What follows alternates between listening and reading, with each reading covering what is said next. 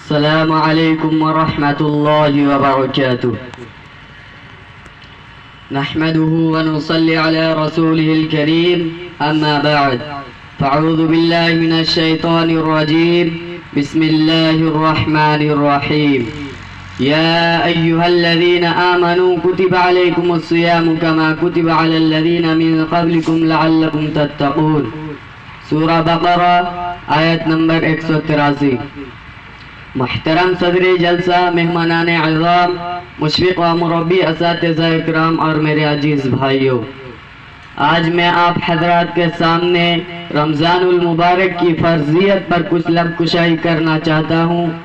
برادران اسلام، اللہ تعالیٰ کا فرمان ہے، یا ایہا الذین آمنوا کتب علیکم الصیام کما کتب علی الذین من قبلکم لعلکم تتقون.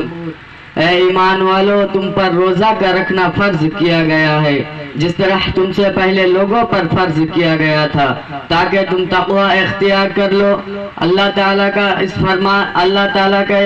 اس فرمان سے صاف صاف یہ پتہ چلتا ہے کہ روزے کا رکھنا میرے مسلم مرد و عورت پر فرض ہے. روزے کی فرضیت سن 2 ہجری میں ہوئے.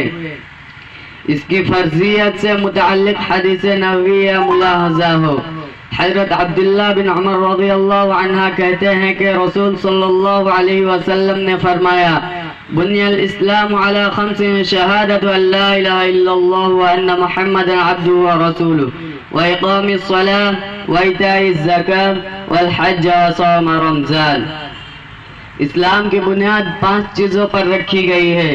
نمبر 1، شہادت ان لا الہ الا اللہ وان محمد عبدہ ورسول، یعنی اللہ کی واحدانیت کا اقرار کرنا، نبی کریم صلی اللہ علیہ وسلم کی رسالت کو تسلیم کرنا. نمبر 2، نماز قائم کرنا. نمبر 3، زکوٰۃ ادا کرنا. نمبر 4، بیت اللہ کا حج کرنا. نمبر 5، اور رمضان کا روزہ رکھنا. آخر میں اللہ تعالیٰ سے دعا ہے کہ اللہ ہم تمام لوگوں کو رمضان نصیب فرمائے اور اس میں روزے رکھنے کی توفیق عطا فرمائے. السلام علیکم ورحمۃ اللہ وبرکاتہ.